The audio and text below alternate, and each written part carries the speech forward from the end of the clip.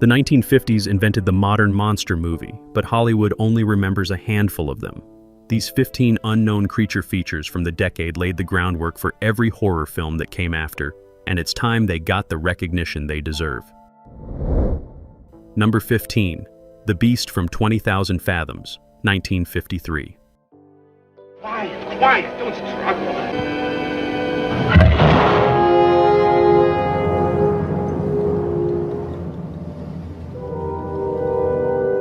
Eugene Leroy directed this monster movie about a prehistoric dinosaur awakened by atomic testing in the Arctic. The creature makes its way down the East Coast and attacks New York City. Ray Harryhausen did the stop-motion animation, and his work on this film directly inspired Godzilla. The Japanese producers saw The Beast from 20,000 Fathoms and decided they needed their own giant monster movie. Without this film, there's no Godzilla franchise, no kaiju genre, no Pacific Rim. What makes this movie important is how it established the template for atomic age monster films. Nuclear testing wakes something ancient and destructive. Scientists try to stop it. The military gets involved. Innocent people die. The monster is both terrifying and sympathetic because humans cause the problem by messing with forces they don't understand. That formula became standard for the next 2 decades of creature features.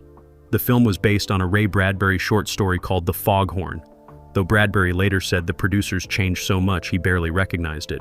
Warner Brothers released it as a B picture with low expectations, but audiences loved it. The film made solid money and proved there was a market for giant monster movies. Studios started cranking them out by the dozen. Harryhausen's animation is the real star here. The dinosaur moves with weight and personality. When it attacks the lighthouse, when it rampages through Manhattan, the destruction feels real. Harryhausen was working with primitive technology by modern standards, but his craftsmanship was impeccable. Every frame of monster footage took hours to create, and it shows. The Beast from 20,000 Fathoms set the standard for creature effects that lasted until CGI took over. The film also established the idea that monsters could be metaphors for larger anxieties. The Beast represents the dangers of nuclear weapons, the fear that atomic testing would unleash something uncontrollable. That subtext made these films more than just entertainment. They were processing Cold War paranoia through fantasy. Number 14.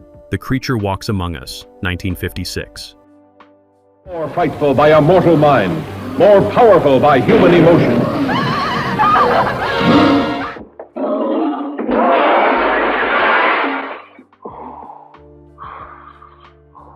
John Sherwood directed this third and final entry in the Creature from the Black Lagoon series, and it's the darkest, most thoughtful of the trilogy. The Gill Man gets captured, burned in an explosion, and surgically altered by scientists who remove his gills and make him air-breathing. Essentially, they force him to evolve against his will. The creature becomes trapped between 2 worlds, unable to return to the water, but never fully human. It's a tragedy disguised as a monster movie. What makes The Creature Walks Among Us so interesting is how it turns the monster into a victim. The scientists who capture him are arrogant and cruel. They experiment on him without consent, then keep him caged like an animal. The creature didn't ask to be changed, he just wanted to be left alone. The film sides with the monster completely, showing the humans as the real villains. That moral complexity was unusual for 1956. The film also explores themes of identity and belonging that horror films would keep returning to. The creature doesn't know what he is anymore. He's not a monster, but he's not human either. He's stuck in this horrible state and it drives him mad. That existential horror is more disturbing than any jump scare or gore effect. Modern films like The Fly and Splice owe a huge debt to this movie. Universal released The Creature Walks Among Us with minimal promotion. The previous films had done well, but audiences were getting tired of sequels. The box office was disappointing, and Universal shelved any plans for more creature movies. The film disappeared for decades, only occasionally showing up on late-night television. But horror fans who discovered it recognized something special. This wasn't just another monster movie. It was using the creature to explore what it means to be human, what we lose when we're forced to change against our nature. Number 13. The Monster That Challenged the World, 1957.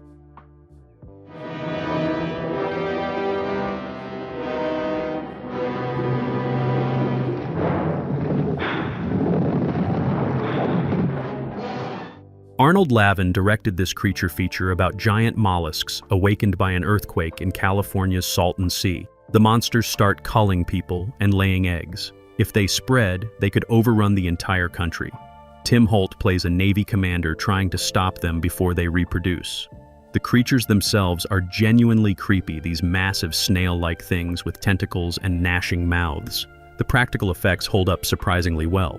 What makes the monster that challenged the world notable is how seriously it takes itself. This isn't a campy B-movie. It's played completely straight. The characters act like real people facing an actual crisis. The science is surprisingly detailed for a 50s monster movie.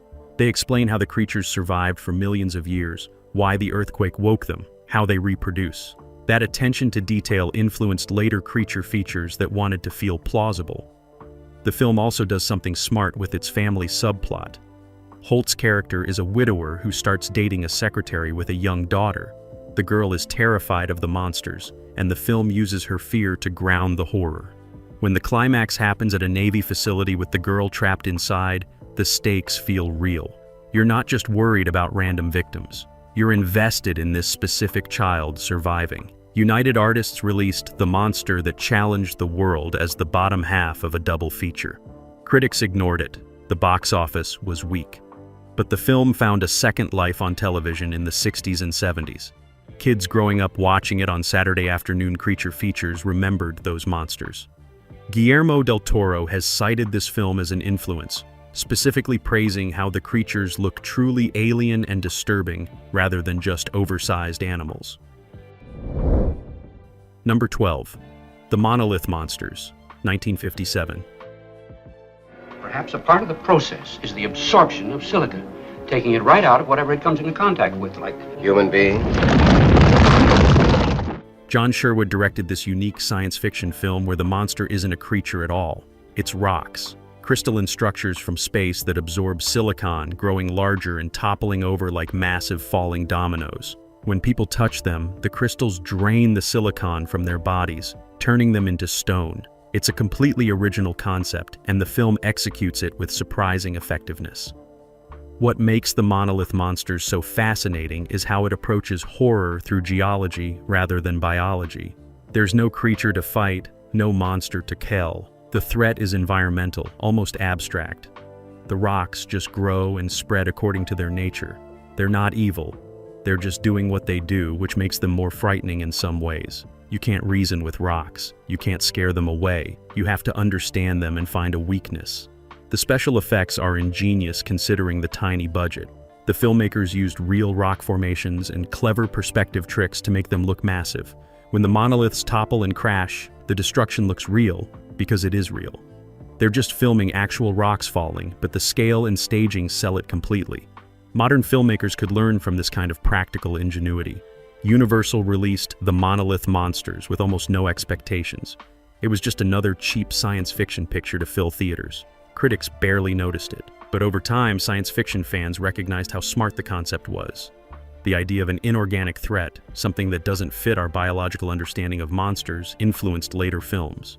The Blob uses similar logic, a threat that doesn't think or feel but still destroys. Even modern films about environmental disasters owe something to the Monolith Monsters approach.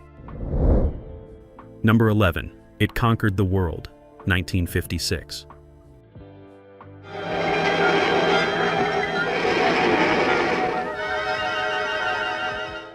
Roger Corman directed this low-budget alien invasion film, and it's one of his best 50s monster movies. An alien from Venus comes to Earth and starts mind-controlling people using flying bat creatures. Peter Graves plays a scientist who initially helps the alien, believing it wants to bring peace. Lee Van Cleef plays his friend who realizes the truth. Beverly Garland plays Graves' wife, and she gets one of the best scenes in any Corman film when she confronts the alien with a shotgun. What makes It Conquered the World important is how Corman uses the monster as a stand-in for Cold War anxieties about brainwashing and conformity. The alien doesn't want to destroy humanity, it wants to control humanity, to eliminate free will and create a peaceful society where nobody rebels or causes problems. That's more disturbing than simple destruction. The film is really about the fear of losing your identity, of being turned into someone else against your will. The creature design is famously ridiculous. It looks like a cucumber with a face. Even Corman admitted it didn't work. But somehow the film still succeeds because the performances are good and the themes are strong. Peter Graves plays his character's realization and guilt with real emotion. When he finally turns against the alien he helped, It feels earned. Beverly Garland brings genuine fury to her confrontation scene. She's not a screaming victim. She's a woman fighting for her husband's soul. American International Pictures released It Conquered the World as a double feature with The She Creature. The film made money, as Corman's pictures always did. But critics dismissed it as cheap exploitation. Over time, though, film scholars recognized Corman's skill at making effective films with no resources. It Conquered the World proves you don't need expensive effects or elaborate sets. You just need a good concept and actors who commit to the material. Number 10. The Deadly Mantis, 1957.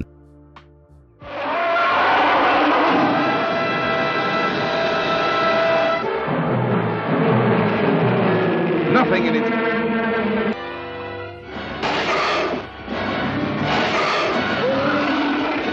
Nathan Duran directed this giant insect movie about a prehistoric praying mantis freed from Arctic ice and terrorizing the eastern United States. The creature attacks military bases, destroys airplanes, and eventually makes its way to New York City, where it hides in the Manhattan Tunnel.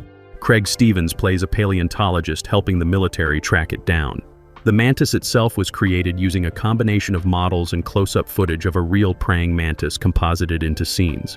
What makes The Deadly Mantis significant is how it pioneered the use of stock military footage integrated with monster effects. Universal couldn't afford to film elaborate military sequences, so they used real Air Force and Navy footage and seamlessly blended their creatures into it. That technique became standard for low-budget monster movies. It made the films feel more realistic and gave them production value they couldn't otherwise afford. Directors like Burt Y. Gordon would use this same approach throughout the late 50s. The film also spends unusual time on scientific investigation. There are long sequences of researchers examining tissue samples, studying radar patterns, and tracking the creature's migration path. Modern audiences might find these scenes slow, but they were trying to make the fantastic seem plausible. That attention to procedural detail influenced later creature features that wanted to feel scientifically grounded rather than pure fantasy. Universal released The Deadly Mantis with modest expectations. The reviews were mediocre. Critics praised the special effects but found the story formulaic. The box office was okay, but nothing special. The film didn't make a lasting impression at the time, but it influenced the wave of giant insect movies that followed. Them had already proven giant ants could work. The Deadly Mantis showed that any insect could be scaled up and made threatening.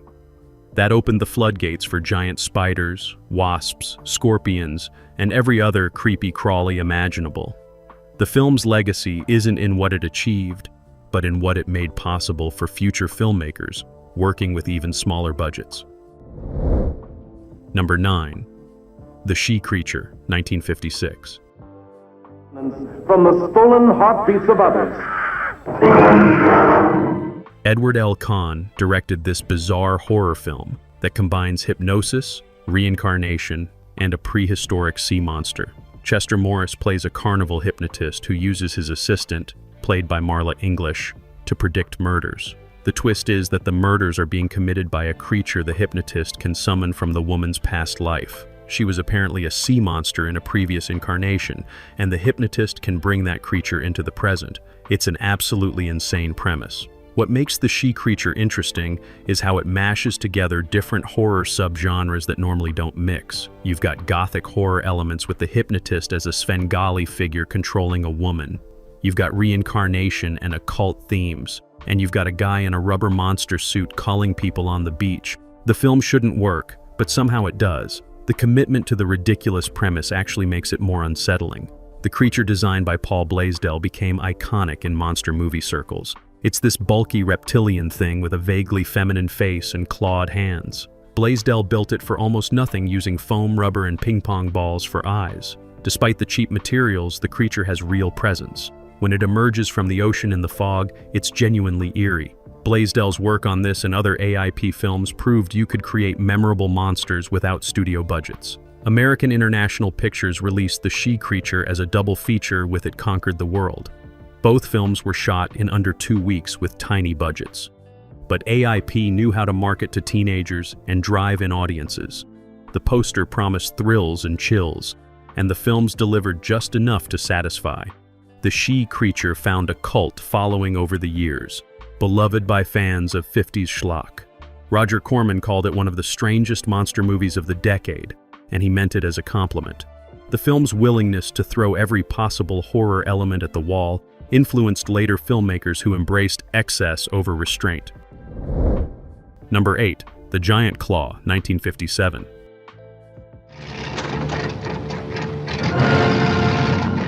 Fred F. Sears directed this flying monster movie about a giant bird from an antimatter galaxy that attacks Earth. Jeff Morrow plays a pilot who first spots the creature. Mara Corday plays a mathematician helping to track it. The setup is pure 50s science fiction. The problem is the monster looks absolutely ridiculous. It's a puppet with scraggly feathers, googly eyes, and a goofy expression. The actors reportedly had no idea how bad it looked until they saw the finished film. What makes The Giant Claw notable despite its terrible effects is how the film influenced discussions about what audiences will accept. Jeff Morrow was humiliated when he saw the creature. He thought he'd made a serious science fiction film. Instead, he'd made an unintentional comedy. But here's the thing, audiences still showed up. Kids didn't care that the monster looked fake. They loved it anyway. That taught studios an important lesson. If the story moved fast enough, if the actors committed, audiences would forgive cheap effects. The film also popularized the concept of antimatter shielding. The creature can't be shot down because it's surrounded by a protective field that makes conventional weapons useless. Scientists have to figure out how to disrupt the field before they can cull the monster. That problem-solving element became standard in monster movies. You can't just throw firepower at the creature. You have to understand it scientifically and find a specific weakness. That structure influenced everything from Godzilla films to modern alien invasion movies. Columbia Pictures knew The Giant Claw was a disaster, so they dumped it into theaters with minimal promotion. Critics savaged it. The creature became a laughingstock. But the film made money anyway, proving there was an audience for monster movies regardless of quality. That realization led to even cheaper creature features throughout the late 50s. If audiences would watch this, they'd watch anything with a monster in it. The Giant Claw accidentally proved that concept and spectacle mattered more than craftsmanship for certain audiences. Number 7. The Black Scorpion, 1957.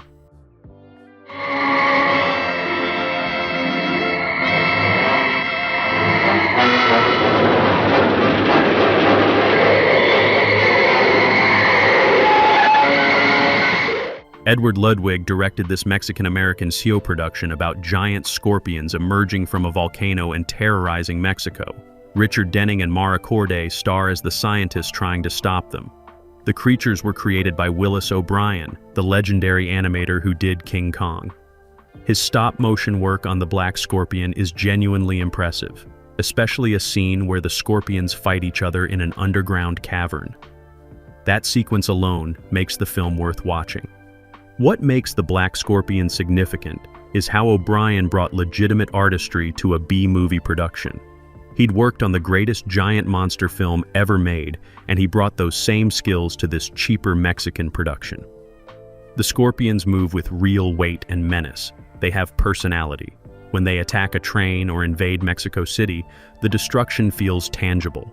O'Brien understood how to make unreal creatures feel physically present. The film also benefits from its Mexican setting. Most American monster movies took place in the United States or generic foreign countries. The Black Scorpion actually engages with Mexican culture and landscape. The volcano setting is inherently dramatic.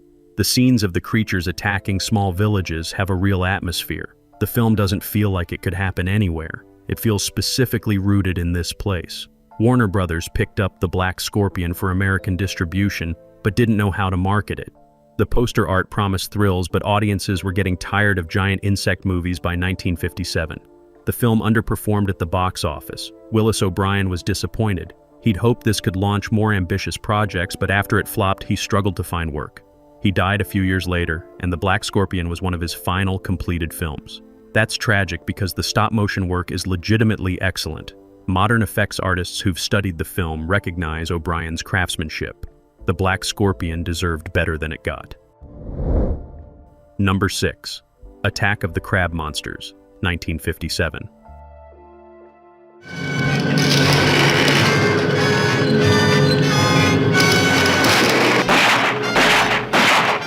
It's no good shooting, Dale. The bullets pass through it just like X-rays. So, Roger Corman directed this absolutely bonkers creature feature about intelligent giant crabs on a remote island that absorb the minds of people they eat. Scientists arrive to investigate why a previous expedition disappeared. They discover the crabs can speak using the voices of their victims, trying to lure more people into traps. It's a genuinely disturbing concept wrapped in a cheap B-movie package. The crabs themselves are just props pulled by wires, but Corman shoots them in ways that make them feel threatening. What makes Attack of the Crab Monster so influential is its body horror element. The idea that these creatures don't just kill you, but absorb your consciousness and use your identity to hunt others is deeply unsettling. That concept of losing your identity to a monster influenced later horror films from Invasion of the Body Snatchers through John Carpenter's The Thing. The psychological violation is worse than physical death. The film also pioneered the isolated location structure that became standard in horror. The scientists are trapped on an island that's literally crumbling into the ocean as the crabs tunnel beneath it. They can't escape, they can't call for help. The island is getting smaller, and the crabs are closing in. That pressure cooker setup creates real tension despite the limited budget. Corman understood that restricting space increased fear. Allied artists released Attack of the Crab Monsters as the bottom half of a double feature. The budget was minuscule, even by Corman's standards. They shot the entire film in 9 days, but it became one of Corman's most successful early films. Audiences responded to the weird premise and relentless pacing. The film never stops moving. There's an attack or revelation every few minutes. That breakneck speed covered the cheap effects and thin characters. Modern horror filmmakers recognize Attack of the Crab Monsters as a masterclass in doing a lot with almost nothing. Number 5. From Hell It Came, 1957.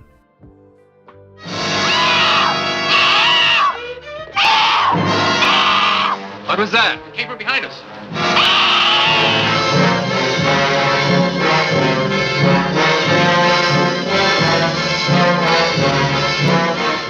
Dan Milner directed this infamous creature feature about a tree monster. Yes, a walking tree. A South Pacific Island prince gets wrongly executed and buried. His restless spirit inhabits a tree that grows from his grave, creating a monster called Tabanga. The creature is essentially a man in a tree trunk costume with a face carved into the bark. It walks stiffly toward its victims, seeking revenge. The monster looks absolutely ridiculous, but the film plays it completely straight. What makes From Hell? It came notable as how it takes the revenge from beyond the grave narrative and applies it to possibly the least threatening monster imaginable. Zombies are scary. Ghosts are scary. A slowly shuffling tree stump is not scary. But the film commits to the premise anyway. The islanders are terrified. The American scientists try to study it. And Tabanga just keeps plodding along, determined to get vengeance on the people who culled him. The film also represents the extreme end of the 50s monster movie boom. By 1957, studios were running out of creatures to turn into monsters. They'd done dinosaurs, insects, aliens, sea creatures, and blobs. Someone at Allied Artists apparently said, "What if a tree was the monster?" and somehow that green light got approved. The fact that this film exists shows how desperate producers were to find new angles on the monster formula. Allied Artists knew they had a problem. The tree monster tested poorly with preview audiences who laughed at it, but they'd already spent the money, so they released it anyway. Critics destroyed it. Even genre magazines that usually supported B-movies called From Hell It Came absurd. The box office was weak.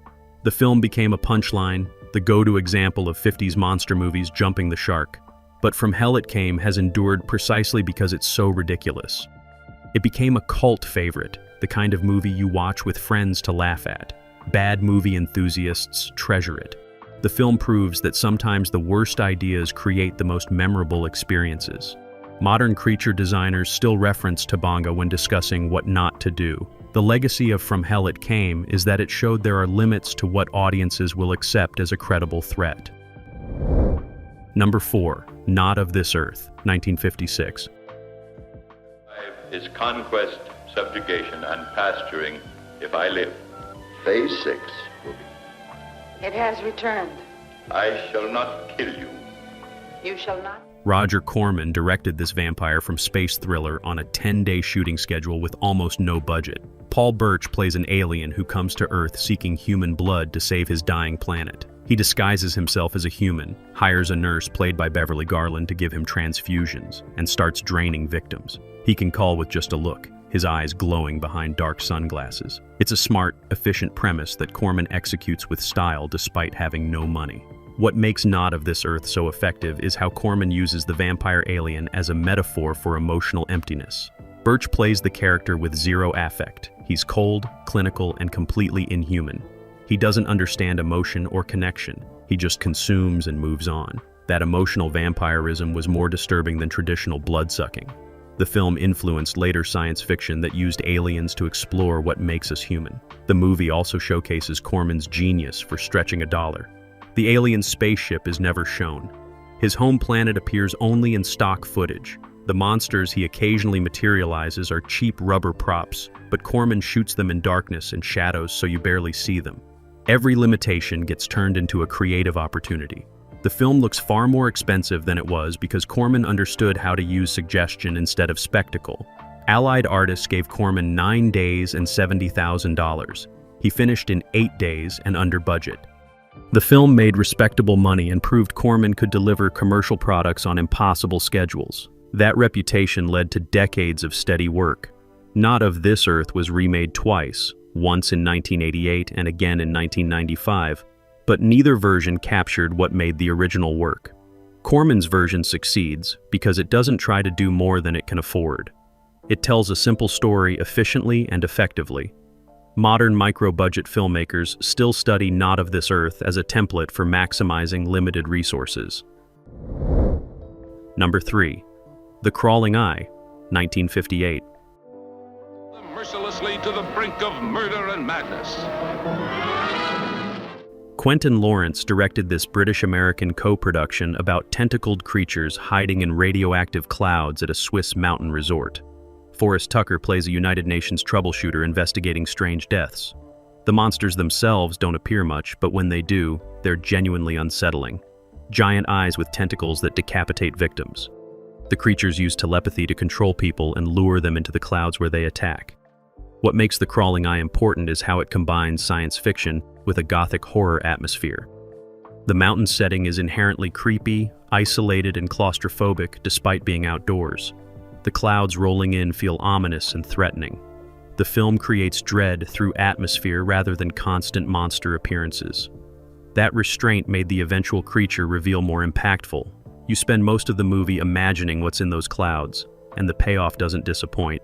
The film was based on a British television serial, and you can feel that in its structure. There are clear act breaks, moments that would have been cliffhangers in the episodic version. But director Lawrence adapted it well for theatrical release. The pacing works, the mystery builds, and the climax where the creatures attack a cable car station delivers real tension and spectacle. Distributors International released The Crawling Eye in America, where it found a decent audience. The film made money and played at drive-ins for years. It developed a cult following among monster movie enthusiasts who appreciated its British production values and genuine atmosphere.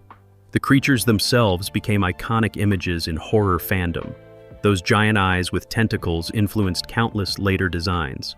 You can see echoes of The Crawling Eye in everything from Japanese monster movies to Lovecraft adaptations. The film proved British studios could make effective creature features that competed with American productions. That opened doors for more transatlantic horror collaborations throughout the 60s. Number 2. The Blob, 1958.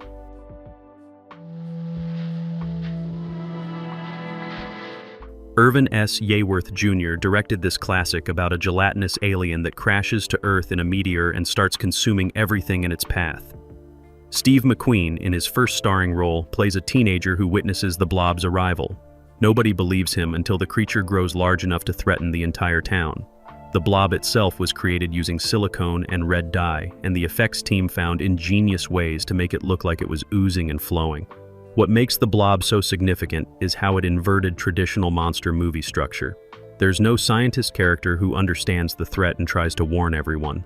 The heroes are teenagers. The adults are skeptical and dismissive. That generational conflict reflected real 50s anxieties about youth culture and authority. The film sided with the kids, showing them as resourceful and brave while the adults were foolish. That perspective influenced countless later horror films where young people had to save the day because adults wouldn't listen. The creature itself is brilliantly simple. It's just protoplasm that eats and grows. No intelligence, no motive, no weakness anyone can exploit easily. The blob follows basic biological imperatives. That simplicity made it frightening. You couldn't reason with it or outsmart it. The scene where the blob engulfs a movie theater is genuinely tense and chaotic. People running and screaming while this unstoppable mass flows over everything created real panic. Paramount distributed the blob, and it became a surprise hit. The audience loved it. The film made millions and turned Steve McQueen into a star. The theme song became a top 40 hit. The blob itself entered popular culture as an iconic movie monster. The film has been remade, parodied, and referenced countless times. Its influence on horror and science fiction is massive. Every formless, unstoppable monster that came after owes something to the blob. The film proved you didn't need a creature with teeth and claws. Sometimes the most terrifying monster is one that's completely alien to our understanding of life. Number 1. Fiend Without a Face, 1958.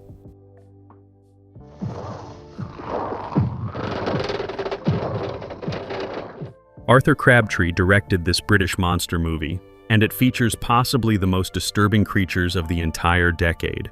Invisible monsters are calling people near an American Air Force base in Canada. When they finally become visible in the climax, they're revealed to be human brains with spinal cord tails that crawl around and attach themselves to victims' heads, sucking out their brains. The stop-motion animation of these creatures is disgustingly detailed. You can see them pulsating and crawling. What makes Fiend Without a Face so important is its willingness to show graphic violence that other 50s films avoided. When the creatures attack, you see blood. When they're shot, they explode in gory detail. The climax is essentially 15 minutes of people shooting crawling brains while they splatter everywhere. For 1958, this was shocking. American censors demanded cuts. Several states banned it outright, but that controversy only made it more popular. The film also has legitimate intelligence in its setup. The monsters were created accidentally by a scientist conducting experiments in materialized thought. He was trying to boost human mental power, but instead gave psychic energy physical form.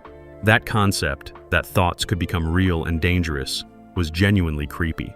The film explores what happens when the subconscious becomes tangible. That psychological horror element elevated it above typical monster fare. MGM released Fiend Without a Face in Britain first, where it did decent business. The American release was more complicated because of censorship issues. Even with cuts, the film pushed boundaries. Drive-in audiences loved it. Horror fans recognized they were seeing something genuinely transgressive. The crawling brain creatures became legendary in monster movie circles. Filmmakers like George Romero and David Cronenberg cited the film's body horror as an influence. Fiend Without a Face proved horror films could go further than anyone thought possible in the 50s. It opened doors for the more explicit horror that would emerge in the 60s and 70s. The 50s gave us monster movies that were weirder, darker, and more influential than anyone remembers. These 15 forgotten creature features laid the groundwork for every horror film that followed. Without them, modern horror would look completely different. They took risks, pushed boundaries, and created images that still disturb us decades later. That's the real legacy.